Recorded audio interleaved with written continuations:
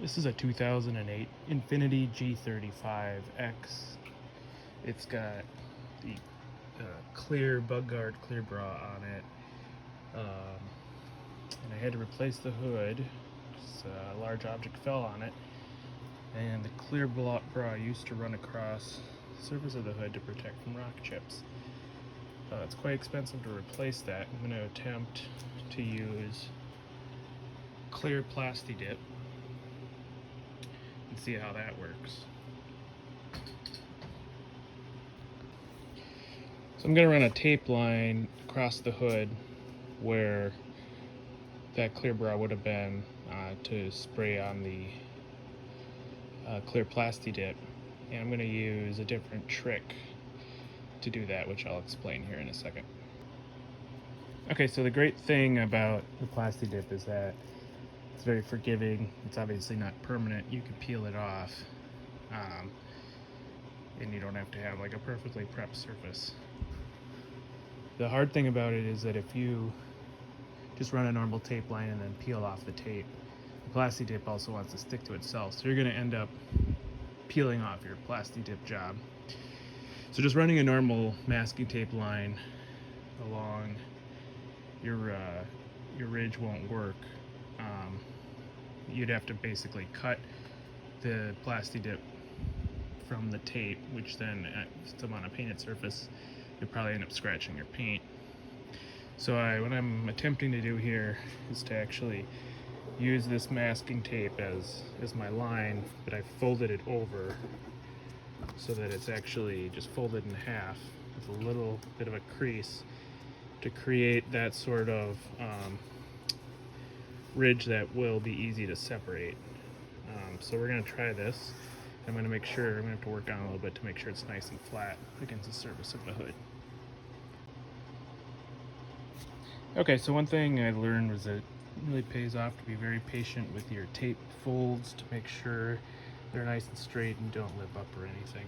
So I have this all taped along, folded and held down, and acting like a tape line, pulled nice and taut. So we'll just mask off the rest and see how it works.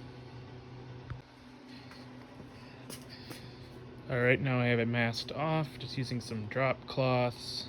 I taped the drop cloth down to my folded tape line and then just tucked the drop cloth underneath the hood.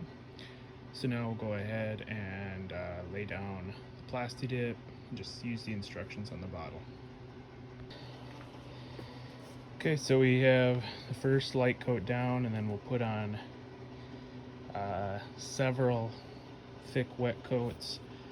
The thicker you lay it on, the easier it will be to take off, the easier that ridge line will be to work with, and hopefully that means the longer it's last. This car has several Plasti-Dip jobs on it, including those wheels, which is actually a kit bought from Plasti-Dip, which involved several layers of black and then kind of a gunmetal finish Plasti-Dip product. It's also, I guess you could say it was de-chromed. The chrome line was around the windows was Plasti-Dipped. Again, very easy to do, very forgiving. You don't have to disassemble anything. The rear spoiler and the Infiniti logo were done as well as the front grille, which is currently taped off. And on my Jeep here, I actually put on a little bit of a line there. As you can see, the Jeep door will swing wildly open and ding into other cars, so that was just kind of an easy way to throw on some sort of a protective barrier. So this is the final product.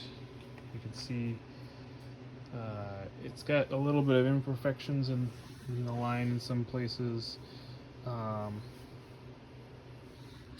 Just needed to put a little bit of buffing compound on a little end of a rag and was able to kind of rub that out, try to get it a little straighter. I actually used a piece of masking tape upside down to not stick to the new Plasti-Dip.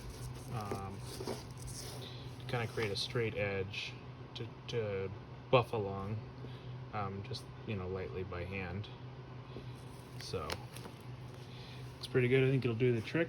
Saves a lot of money, costs about $10 plus some masking tape and some time. So thanks for watching.